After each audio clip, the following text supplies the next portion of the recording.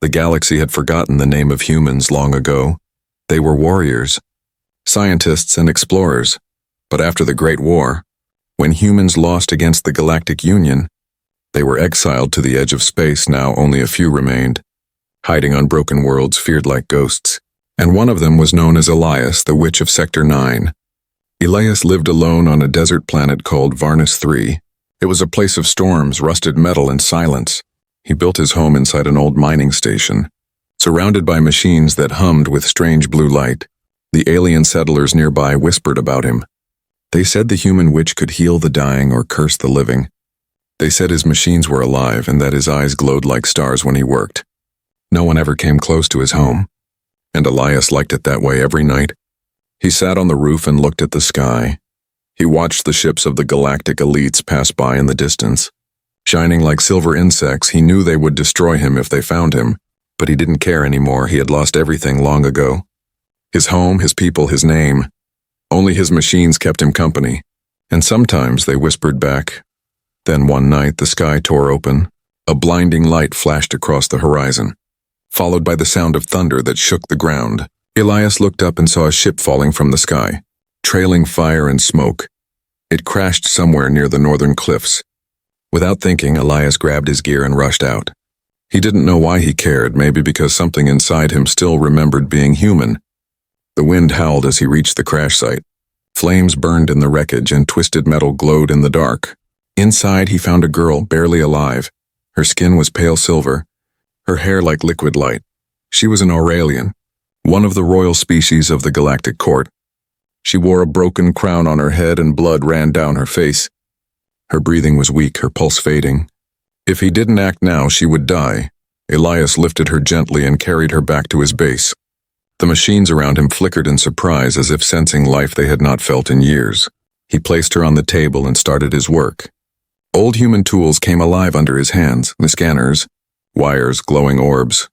He worked fast, his hands moving like a storm. He spoke to his machines in whispers. Steady now. Adjust the pulse, keep her heart beating, and the machines obeyed. The girl's body glowed as blue light flowed into her chest. For a moment, nothing happened.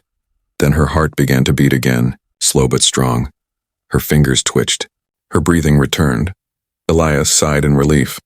He had done it. He had saved her. But then her eyes opened. They were bright golden, full of fear and confusion. She looked at him and whispered in a trembling voice, "A human." "No, you can't be real." Elias stepped back, saying softly, "You're safe now. Don't speak," but she grabbed his arm, her voice shaking. "They're coming," she said. And then she fainted. Elias froze. Who was coming? He looked at the radar screen, and his blood turned cold. Multiple ships were entering Varnus 3's orbit. Scanning the surface, their insignia was clear. The Galactic Guard. He had seen that mark before. It was the symbol of those who hunted humans. He turned to the unconscious girl. Who was she? And why were the guards after her? He checked her wrist and found a royal crest burned into her skin. Heiress Empire.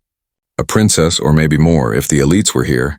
They would destroy everything to find her, and if they saw him, they would kill him too. Elias paced back and forth. He should leave her, abandon this madness, but he couldn't. He looked at her again, a stranger, helpless, innocent, and something deep inside whispered, "Save her." Maybe it was foolish, maybe it was suicide, but he had already crossed that line the moment he brought her here. He turned off the lights and activated the cloaking field. The base faded into shadow. Hidden from scanners outside, the storm raged harder. Lightning flashed across the desert sky. Through the static, a cold voice echoed from the Galactic Guard's broadcast. "Attention, citizens of Varnus 3. Surrender the fugitive known as Lyra Auralis immediately. Failure to comply will result in planetary cleansing." Elias's heart stopped. Lyra Auralis, the heiress of the Galactic Throne. He looked back at the sleeping girl. Realizing what he had just done, he hadn't saved just anyone. He had saved the most wanted being in the galaxy. He whispered under his breath, "Damn it, girl. What have you brought to my doorstep?" Outside, engines roared as the searchlights of alien ships swept over the wasteland. The Witch of Sector 9 stood by his machines, ready to face whatever came next. In the distance, a voice from the radio hissed with static. "They've found you, Elias. Run while you can." But Elias only smiled bitterly. "For the first time in years," he said softly, "I think I have a reason not to run." and as thunder rolled across the desert, the legend of the human witch began to stir once again. When the storm passed, Varnus 3 was covered in silence. The winds had buried the crash site under sand, and the searchlights were gone. Elias stood near the sleeping alien girl, his face cold and thoughtful. He had just learned her name, Lyra Oralis, the missing heiress of the most powerful empire in the galaxy. The machines around her hummed softly, keeping her stable. Her royal crest glowed faintly on her skin, pulsing like a heartbeat. Elias knew the Galactic Guard would not stop until they found her. He also knew what they did to anyone who helped a human. But something inside him refused to let her go. When Lyra finally opened her eyes, the first thing she saw was Elias's face. A human face marked with scars and tired eyes. She gasped and tried to move away, her voice shaking. "No, stay back, you're one of them." Elias raised his hand slowly, his voice calm. "I'm not going to hurt you. You're safe here." But Lyra didn't believe him. She had grown up hearing stories that humans were monsters, witches who could twist minds and machines. She stared at his workshop filled with glowing tools and wires that moved like living things. Her fear grew. "What do you want from me?" she asked. "Nothing," Elias said quietly. "You crashed near my home. I saved your life. That's all." She looked at her arm, at the bandages covering her wounds. She could feel warmth returning to her body. It was impossible. Her kind's medicine could not heal that fast. "What did you use?" she whispered. "Old human tech," Elias replied. "Something your people destroyed long ago." Lyra's golden eyes widened. "That's forbidden. It's witchcraft," Elias finished for her, his voice bitter. "Yes, I've heard that before." He turned away and started cleaning his tools. Lyra watched him silently, confused. There was no hatred in his movements, only sadness for the first time. She wondered if the stories about humans were lies. Hours passed. Elias made her food, nutrient paste from his storage. Tasteless but warm, she hesitated, then took a bite. It was the first real food she had in days. Her stomach growled, and Elias almost smiled. Royal stomachs still get hungry. "Huh," he said. Lyra looked down, embarrassed. "I didn't ask you to save me," she muttered. "I didn't ask you to crash near my home," he replied. For a moment, silence filled the room. Then, strangely, both of them laughed just a little. The sound felt strange and almost human outside. The scanners of the Galactic Guard swept across the desert. Their commander, Inquisitor Dreven, stood on the bridge of his ship. His face was cold as metal, his voice sharp. "Trace the energy signature again," he ordered. A soldier replied, "Sir, we detected a pulse, old human tech." Deep under the surface, Draven's eyes narrowed. "So the witch still lives," he said. "Prepare the cleansing unit." Back in the bunker, Elias worked on a small device, a signal scrambler to hide their location. Lyra watched him, curiosity growing stronger than fear. "Why do you live here alone?" she asked. "Because no one else would have me," he said without looking up. "They called me a danger, said I used dark energy, said I made machines that think." "Did you?" Lyra asked softly. Elias smiled faintly. "Maybe." Lyra leaned closer, her voice low. "Then you're not just a witch," she said. "You're a creator." Elias looked at her sharply. No one had ever called him that. Not since the day the council exiled him. Suddenly an alarm blared. Red lights flashed across the bunker. Elias rushed to the console. The scanners were detecting movement. "They found us," he whispered. "Outside, Draven's fleet was closing in." Lyra's face turned pale. "They'll kill you if they see me here," she said. "Let me go. Maybe they'll spare you." Elias shook his head. "They won't spare anyone. Especially not me." He opened a hidden panel in the wall, revealing a dark tunnel leading underground. "This way," he said. "It connects to an old mining network. We can hide there." Lyra hesitated. "You're risking your life for me." "Why?" Elias stopped and looked back. "Because once, someone saved me too," he said quietly. "And I never got to return the favor." As they entered the tunnel, a faint blue light flickered on the console they left behind. A hologram shimmered in the air, a recording of Elias years ago. Standing before the Galactic Science Council, he was younger, proud, holding a small glowing device in his hands. "This engine can heal organic life using harmonic energy," he said in the recording. One of the council members shouted, "It's unnatural. It's human witchcraft." Then the guards dragged Elias away as he screamed, "It's not witchcraft, it's hope. Lyra turned back, eyes wide, realizing who he truly was. The human witch wasn't a madman. He was once a scientist, a healer. The galaxy had lied about him, and now, the truth walked beside her in the dark, far above the planet. Draven's ships descended through the clouds. He activated his comm and said coldly, "Find the witch. Burn everything else." The engines roared as beams of fire lit the night sky. The hunt for the human witch had begun deep beneath the surface. Elias and Lyra hurried through the tunnels. She looked at him and whispered, "They won't stop until you're gone." Elias didn't answer. He only tightened his grip on his bag and said, "Then let's make sure they have something to fear again." And as the tunnels shook with the sound of explosions, the unlikely bond between a human outcast and an alien princess began to change the fate of the galaxy. The tunnels beneath Varnus 3 were cold and endless. Water dripped from the ceiling, echoing through the dark. Elias walked ahead with a dim blue light in his hand. Behind him, Lyra followed quietly, her royal cloak torn and covered in dust. The heiress of the galaxy looked nothing like a princess now, only a frightened traveler. They walked for hours until they reached a hidden door built into the stone. Elias placed his hand on a scanner, and the door slid open with a soft hiss. Inside was a secret chamber filled with strange machines and glowing symbols. Lyra's eyes widened. "This isn't just a bunker," she whispered. Elias nodded. "It's where I built my last invention." In the center of the room stood a strange device, a sphere of crystal and metal, surrounded by thin rings that floated in the air. It pulsed with soft blue light. Beating like a heart, Lyra stepped closer, feeling warmth in the air. "What is this?" she asked. Elias looked at the machine with quiet pride and sadness. "It's called the Soul Engine, the last creation of humanity." Lyra tilted her head. Confused, "It feels alive," she said. "It is," Elias replied.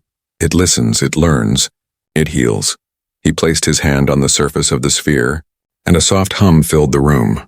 Blue light spread from the machine, showing holograms of human faces, men, women, children, all smiling. Lyra gasped. "Who are they?" "My people," Elias said softly. "Or what's left of them." Lyra stared at the glowing images. In the stories she grew up hearing, humans were monsters, but here they looked. "Kind of what happened to them?" she asked. "They were betrayed," Elias said, his voice trembling. "After the Great War, humans offered the galaxy a gift. This machine, a cure for disease, a tool to heal any life form. But the Council feared it," he continued. "They said it was unnatural, that no being should have the power to change life itself. They destroyed the labs, hunted the scientists, and erased every trace of human science." Lyra felt her heart twist.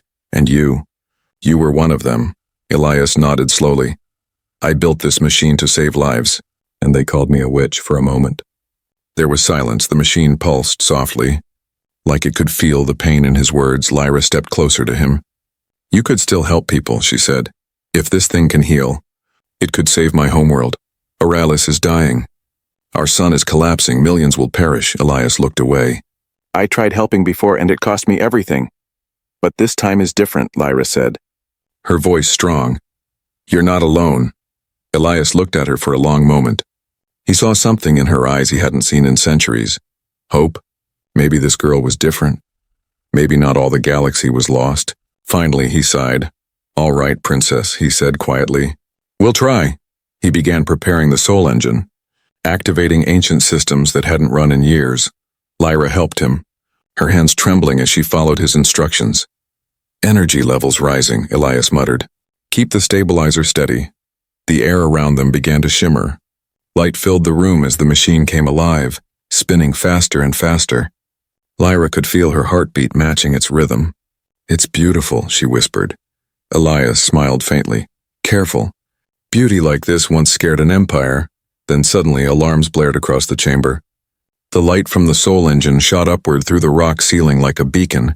Elias's face turned pale. "They've seen us," he said. "The energy surge, it's too strong. Above the planet." Draven's fleet caught the signal instantly. His soldiers shouted, "Sir, we've detected a massive power spike in the northern sector." Draven's cold eyes glowed. "The witch has revealed himself. Prepare the assault. Back underground." Lyra looked at Elias in panic. "We have to shut it down," she said. "No," Elias replied. "If we stop it now, it could collapse and destroy everything." He moved quickly, adjusting the controls while sparks flew. Lyra grabbed a cable, helping him hold the machine steady. "Don't you dare let go," he said. "I wasn't planning to," she shot back, trying to smile. The chamber shook violently as the soul engine roared. A wave of light burst outward, sweeping across the desert above for miles. Dead plants began to glow and bloom again. The wind carried warmth instead of dust. Lyra stared in awe. "It's healing the planet," she whispered.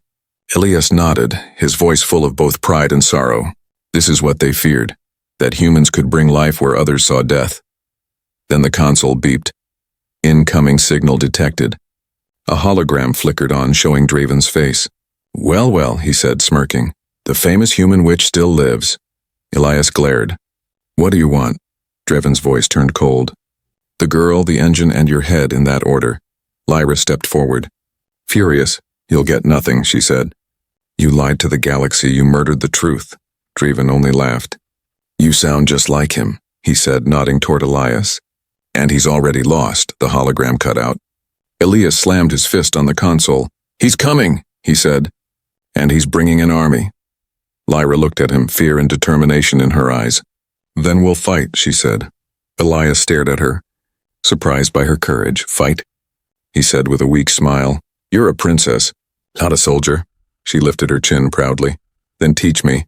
Witch of Sector 9. Elias laughed softly for the first time in years. Maybe the galaxy wasn't ready for what was coming. But neither was the galaxy ready for them. A human outcast and an alien heiress standing together. As the engines of Draven's fleet roared across the sky, the old mind trembled. Elias turned to Lyra and said quietly, "Hold on, princess. The real war starts now, and far above." The Galactic Elites looked down at Varnus 3, unaware that deep below its surface, the first spark of rebellion had already been born. The quiet desert of Varnus 3 did not stay silent for long.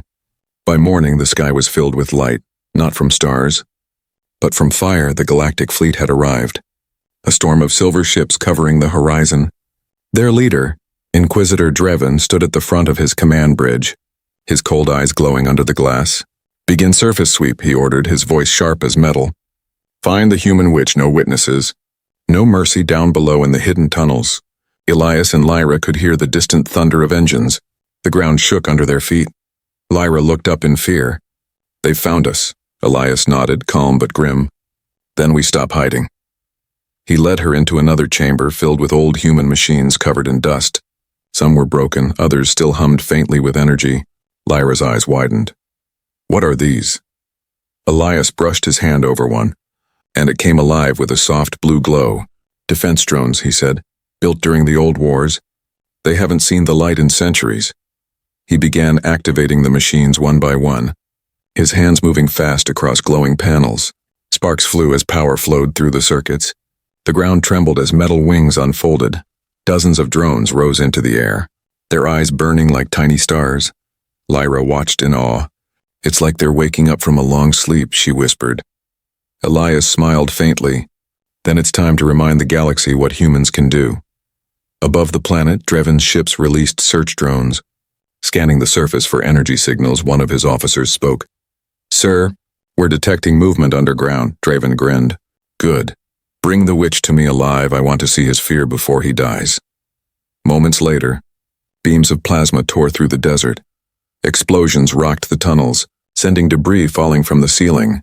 Lyra stumbled and Elias caught her, pulling her toward an exit. "We can't stay here," he shouted. "They'll collapse the tunnels."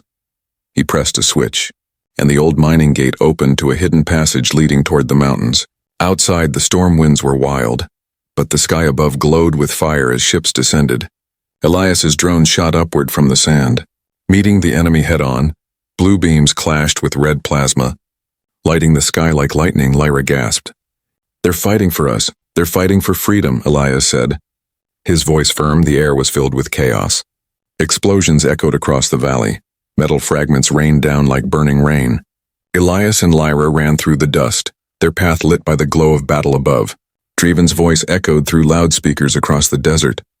"This is your last warning, human witch. Surrender, and I might let the girl live." Elias stopped. Staring at the sky, his face hard, he whispered under his breath, "You'll have to kill me first." They reached the top of the cliffs overlooking the battlefield. From there, they could see Draven's fleet spreading like a dark storm. Lyra's eyes filled with tears. They'll destroy everything. Even this world, she said. Elias looked at her. Then we'll give them something to remember. He placed a small silver device on the ground and pressed a code. The earth beneath them vibrated. What did you do? Lyra asked. Old human tech, Elias replied. A cloaking field that bends light and sound. A wave of blue energy spread around them, hiding them from scanners. The ships above flew right over their heads without seeing them. Inside his command ship, Draven frowned. Where did they go? He hissed. They were right here. Sir? They vanished from radar. A soldier replied nervously. Draven slammed his hand on the console. Find them, he growled. No one hides from me, down below. Lyra looked at Elias in wonder. You're like a magician, she said. Elias chuckled softly. No, just an engineer who refused to die. They sat under the cliffs as the sun began to rise. Painting the sky orange for a moment, there was peace. But it didn't last long. Elias's console beeped with a faint message. He frowned and opened it. A hologram flickered to life, showing a face he hadn't seen in years. Elias, the woman said, if you're hearing this, it means they found you. Lyra leaned closer. Who is she? An old friend, Elias said quietly. The hologram continued. We're still out here. Elias, humans survived, but barely. Come to the coordinates attached to this message. We can help. Then the message ended. Replaced by numbers glowing on the screen, Lyra looked at him with wide eyes. There are more humans, she whispered. Elias nodded slowly. Maybe. Lyra smiled softly. Then you're not alone anymore. Elias looked away. Unsure, he had stopped believing in hope a long time ago. Suddenly, the ground shook again. Another explosion echoed in the distance. Draven's fleet was burning entire sections of the desert now, desperate to find them. Lyra grabbed Elias's arm. We have to leave. Before they turn this planet to ash. Elias stared at the glowing coordinates in his hand. He had two choices. Escape to the hidden human colony, or stay and protect Lyra. For a moment, he was silent, caught between his past and his promise. Finally, he said softly, if I leave now, they'll kill her. He turned off the hologram and looked at the horizon. I'm done running, he said. Lyra's eyes filled with emotion. You'd give up your people for me, she asked. Elias shook his head. I'm not giving them up, he said. I'm giving them a reason to come back. Above them, the largest of Draven's ships began to descend. Its shadow covering the mountains, Elias picked up his weapon. A strange hybrid of metal and energy. Lyra stood beside him, holding a small plasma pistol she had taken from the crash. Ready, princess? Elias said. Lyra smiled faintly. I was born ready. As the first wave of soldiers landed, the human witch and the alien Heiress stood side by side, the air filled with light, fire, and thunder. Elias whispered under his breath, let the hunt begin. And across the galaxy, for the first time in centuries, someone dared to defy the Galactic Elites, a single human who refused to bow, and an alien princess who believed in him. Together, they would start something far greater than either of them could imagine, something the galaxy would one day call the Rebellion of the Witch. The mountains of Varney III were quiet again. Smoke rose from the desert below, where Draven's army burned through the sand searching for them. Elias and Lyra hid deep inside the rocky cliffs, following an ancient tunnel that led far beneath the surface. Their footsteps echoed softly in the dark. The air smelled of dust and metal, and every sound felt like a memory from another time. Lyra walked behind Elias, her steps unsure. Where are we going? She asked, her voice echoing through the stone. To the place where it all began, Elias replied quietly. Lyra frowned. What do you mean? Elias stopped, his eyes glowing faintly in the blue light of his wrist console. You want to know who humans really were, he said. You'll see soon enough. After hours of walking, they reached a huge sealed door covered in old human symbols. The markings glowed faintly when Elias touched them. The door responded to his DNA, recognizing the last human scientist it once served.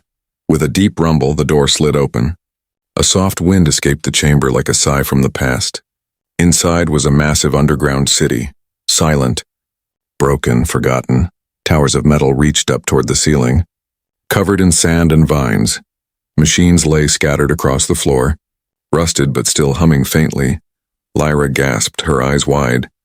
This This is human technology, she whispered. Elias nodded slowly. The last human capital before the purge. They walked through the ruins. Everywhere they looked, they found echoes of what humanity once was. Holograms of children playing. Messages of scientists recording their final notes. Lyra touched a glowing panel, and an old voice began to play. To whoever finds this, it said, humanity tried to heal the galaxy, but fear turned allies into enemies. We leave behind our knowledge not for revenge, but for rebirth. Lyra turned to Elias, her eyes full of emotion. They weren't monsters, she whispered. No, Elias said softly. We were dreamers, and dreamers are dangerous to those who love control. In the center of the chamber stood a tall crystal monument. Its surface shimmered with thousands of names, the fallen of the human race. Elias ran his fingers across it gently, stopping at one name, Leora, he whispered. Lyra looked at him curiously. Who was she? Elias smiled sadly. Someone I loved. Someone the galaxy took from me. Silence filled the air. Lyra didn't know what to say, so she simply stood beside him. Two souls from different worlds. Mourning the same past, suddenly the ground shook. A deep tremor echoed through the chamber. Elias looked at the scanner on his wrist. Red signals appeared all around. They found us, he said sharply. Lyra's eyes widened. Draven, Elias nodded. He must have traced the energy signature again. Above them, Draven's army began drilling through the mountain. The sound of machines roared like thunder. Seal the entrance, Elias ordered, activating the old defense grid. Giant panels of metal rose from the ground, blocking the tunnels. Will it hold? Lyra asked. Not for long, Elias replied, but long enough. He rushed to a console.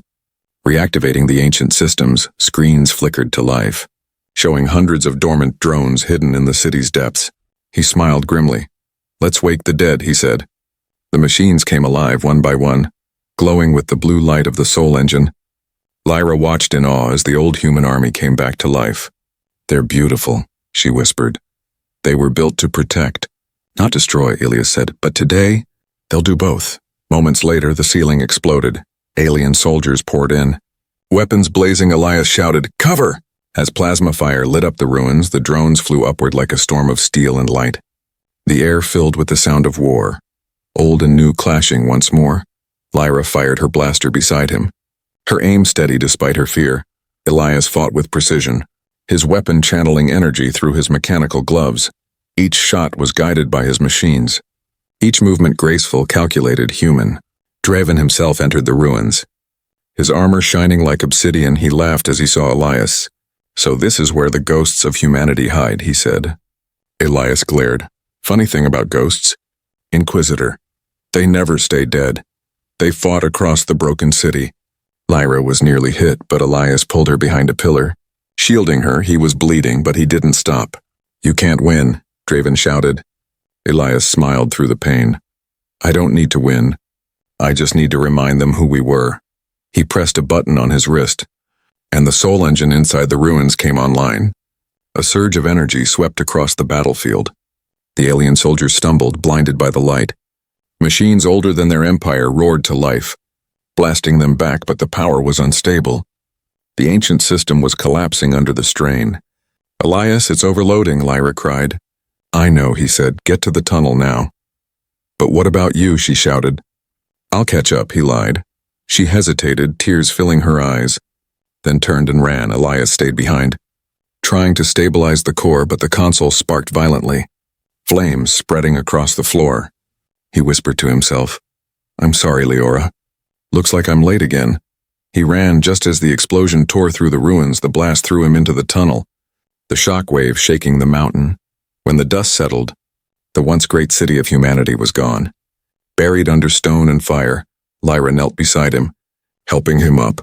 He coughed, blood on his lips. You're insane, she said.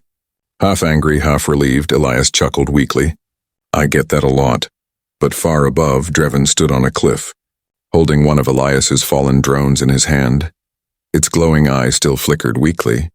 His soldiers scanned it and reported, Sir, there's a signal inside. Coordinates to an asteroid field.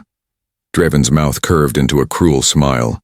So that's where the humans hide, he said. Prepare the fleet. It's time to end their story for good. Elias didn't know yet that his last battle had exposed his people's final refuge. But Lyra looked at the horizon and whispered, "The past is coming for all of us." And as the smoke rose behind them, two fugitives walked into the shadows, carrying the last hope of humanity and the first spark of rebellion. The stars beyond Varnus III were silent. Fragments of burning ships drifted through the black void like fallen ghosts. A small vessel cut through the darkness, damaged but alive. Inside sat Elias and Lyra, both weary, both changed. They had escaped the destruction of the human ruins, but they carried something far more dangerous. Hope. Elias piloted the ship quietly, his eyes fixed on the glowing coordinates that had once flashed across his console, the last signal from his old friend, the one who claimed that humans had survived. Lyra sat beside him, wrapped in a blanket, staring at the stars. She had never left her empire before, never seen the galaxy from this far away. Now it stretched before her, endless, beautiful, and cruel. "Where are we going?" she asked softly. Elias adjusted the controls. "To the edge of the belt of echoes." "What's there?" He hesitated, then said, "Home." Hours passed in silence, the hum of the engines filling the air like a heartbeat.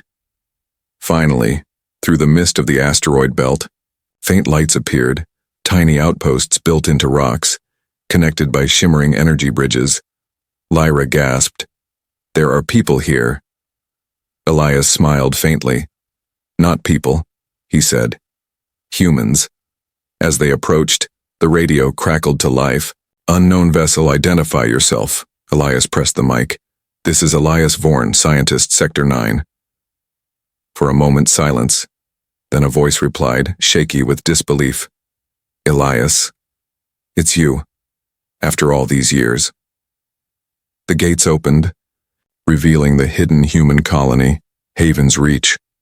They landed inside a vast cavern filled with old human ships and glowing towers. Men, women, and children gathered around, their faces worn but alive. Lyra looked around in awe. "You did survive," she whispered. Elias nodded. "Barely." A woman with silver hair stepped forward, her eyes sharp and warm. "Elias," she said, "you look older." "Mira," Elias replied with a tired smile. "You look stubborn as ever." She laughed softly, then noticed Lyra. "An Aurelian," Mira said cautiously. "Since when do humans rescue royals?" Lyra bowed politely.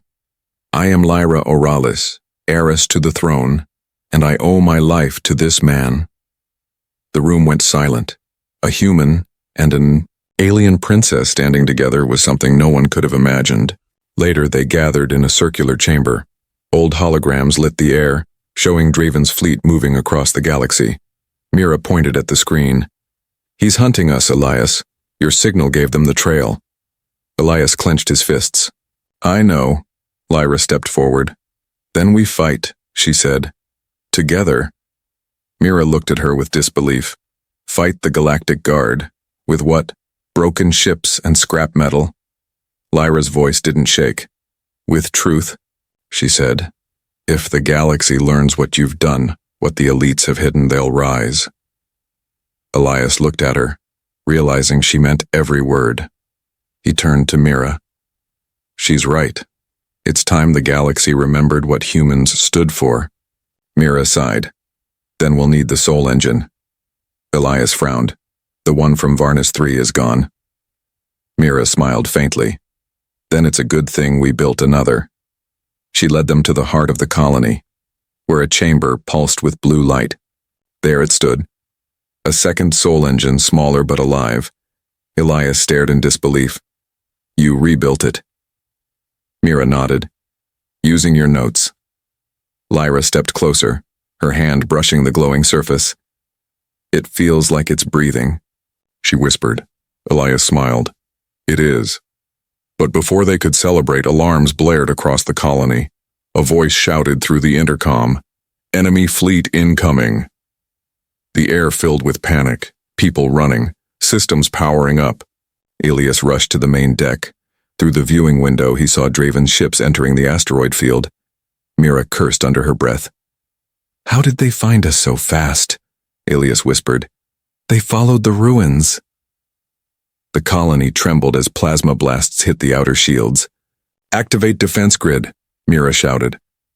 Dozens of old human fighters launched into space, glowing blue against the dark. Lyra grabbed a communicator, broadcasting on an open channel. This is Lyra Oralis, rightful heir to the galactic throne, she said, her voice clear and strong. Listen to me. The elites lied to you. They called humans monsters, but they were the ones who burned our worlds. They feared our kindness, not our power. Her voice echoed across space, reaching ships, stations and colonies far beyond. Elias stared at her in awe, a princess risking everything for the truth. Draven's face appeared on the hollow screen, his eyes burning with fury. So it's true, he hissed. The little heiress hides with the witch. Leave them out of this, Elias growled. Draven smirked. You think you can stop me, human? I already have, Elias said, and fired the base cannons. A massive battle erupted among the asteroids. Human ships darted between rocks. Using old war tactics long forgotten, Draven's fleet fought back with overwhelming firepower. Explosions lit the darkness like a second sunrise. Lyra ran from console to console, helping the fighters coordinate. Mira shouted orders. Elias stood by the soul engine, using its energy to power the defense shields. Each time he connected, blue lightning spread across the colony's surface, but each surge weakened him more. Elias, stop, Lyra cried. It's killing you. He shook his head. If this dies, we all die. A blast struck the command tower, throwing everyone to the ground. When Elias looked up, Draven's ship had broken through the defense ring. The Inquisitor's voice filled the comms. Enough games, witch, he said. Watch your friends burn. He fired a plasma beam straight at the colony. Elias grabbed Lyra and dove toward the soul engine, activating its core. Hold on, he said. The machine exploded in light, absorbing the blast. The shockwave threw Draven's ship backward, damaging his hull. But the energy backlash hit the chamber. Lyra screamed as debris fell, cutting through her shoulder. Elias turned and froze. She was bleeding badly. He lifted her gently, his hands shaking. No, not you, he whispered. Not again. Her eyes fluttered open. Elia, don't let it end like this. He carried her to the soul engine, tears burning his eyes. I won't, he said. I'll save you, I promise. He connected his own neural link to the machine, channeling his life energy into it. The soul engine blazed with light, wrapping around her. Her wounds began to close, her body glowing. But the power was too strong. Draven saw the surge and shouted, Destroy it. He fired one last plasma shot straight at the chamber. The blast struck the soul engine as Elias screamed her name. A blinding flash filled the entire asteroid belt. Then silence. When the light faded, the battlefield was gone. Half of Draven's fleet was destroyed, his flagship drifting powerless in space. In the center of the crater floated the remains of the colony, silent and shining. And at its heart, something new was born. The galaxy stood still. For a moment, every sensor, every satellite, every watcher across the stars saw the same thing. A burst of light so bright it tore through the dark like a new sun. And then silence. The Battle of Haven's Reach was over. Draven's mighty fleet drifted through the wreckage of the asteroid field, silent and broken. His flagship hung shattered, flames flickering through its glass corridors. Inside, Draven crawled to the command deck. His armor cracked, his pride bleeding. He looked at the scanners, searching for the human witch. Show me his body, he growled. But the screens only showed emptiness. No signal, no trace. And yet, deep in his mind, he felt something. A pulse, soft but alive, somewhere in the light. Far below, in the heart of the ruined colony, the soul engine still glowed faintly. Its surface cracked and humming, surrounded by dust and fragments of broken machines. Then, from the light, a figure slowly rose. It was Lyra, her wounds gone, her eyes glowing gold mixed with blue. Energy flowed through her veins like rivers of light. She was no longer just alien. She was something new. Her body trembled as she looked around, searching desperately. "Elias," she whispered. There was no answer, only the hum of the soul engine echoing softly. She fell to her knees beside the broken console, tears falling down her face. "Please don't leave me," she whispered, and then a familiar voice spoke through the light. "I'm still here." Elias stepped out of the glow, his body surrounded by faint blue energy. He looked tired, older, but alive. Lyra ran to him and threw her arms around him. "I thought you were gone," she cried. Elias smiled weakly. "So did I." She looked at him closely, noticing something different. His eyes now shimmered with the same blue fire as the soul engine. "Elias," she said softly, "what happened to you?" He touched his chest, feeling the faint hum inside. "When I used the engine to save you, it bound with me," he said. "Part of it lives inside now." Lyra stared in awe. "So, you became one with it?" Elias nodded slowly. "I guess that makes me exactly what they always feared," he said with a small smile. "A human witch who can't die." Before they could say more, a warning siren echoed through the debris. Draven's ship was still alive. The Inquisitor limped onto the open channel, his voice filled with rage. "You think you've won, human, but you've just doomed yourself." Elias turned toward the sky, his eyes glowing brighter. "No," he said softly. "I've set them free." Draven fired his last plasma cannon, a desperate blazing strike. Elias raised his hand and the beam froze mid-air, suspended like glass. Lyra gasped. The energy turned blue, reversing direction. It shot back toward Draven's ship, tearing it apart in a brilliant explosion. For the first time, the galaxy saw something they had forgotten: human power not used for destruction, but for balance. When the dust cleared, the entire system watched the broadcast. Lyra's earlier message replayed again and again, carried by the communication waves that spread during the battle. Her voice filled every screen, every planet. "The elites lied to you," she said. "They feared what they didn't understand, but humanity did not fall. They were the first to believe that life could be more than survival. They believed in healing, not control." Across worlds, people began to question. Soldiers hesitated to fire, colonies rebelled, and the word witch began to change meaning. On the ruins of Haven's Reach, survivors gathered, humans and aliens side by side, repairing, rebuilding, remembering. Lyra stood before them, her body still glowing faintly from the soul engine's power. They looked at her with reverence. "You are our queen now," one of the Aurelian soldiers said, kneeling. Lyra shook her head. "No, not queen. Leader of all who believe in freedom." Her gaze turned toward the horizon, where the stars shimmered. "And Elias?" she asked quietly. "Where is he?" But Elias was gone. No one saw him leave. No ship was missing. No signal tracked. Only a small message left behind, carved into the metal near the soul engine. Lyra ran her fingers across the words, reading them aloud. "If they call me a witch for saving life, then let them. Because magic is just science the heart understands before the mind. Remember, Lyra, hope is the only power they can't outlaw." Her eyes filled with tears, but she smiled, because she knew he was still out there, somewhere in the stars. Months later, strange stories began to spread through the galaxy, rumors of a hooded traveler visiting dying worlds, of machines repairing themselves overnight, of a man with glowing blue eyes healing the sick, then vanishing before dawn. Some called him a ghost, some a god. Others simply whispered his name, the human witch. The Galactic Elites fell one by one, their empires crumbled as people rose under Lyra's banner. She rebuilt the council into something new, equal for all races, with a symbol of two hands, one human and one alien, reaching toward each other. Under that banner, the galaxy began to heal. And far beyond, in the silence between stars, Elias watched from the bridge of his ship, his face calm, his eyes glowing faintly with the eternal light of the soul engine. He smiled as the news reached him through the comms. "Lyra Auralis, the Queen of Unity, speaks today before the new council."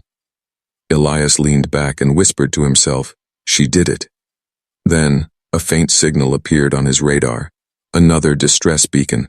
A planet on the edge of death. He sighed softly. "No rest for the wicked," he said with a grin. The engines roared to life as his ship vanished into hyperspace, leaving behind only a trail of blue light. And so, the legend lived on. The galaxy would tell stories of him for generations. The last human who defied the stars. The outcast who became a myth. The witch who healed worlds. The savior who reminded the universe that even in endless darkness, one light can still rise. The human witch had returned, and the galaxy would never be the same again.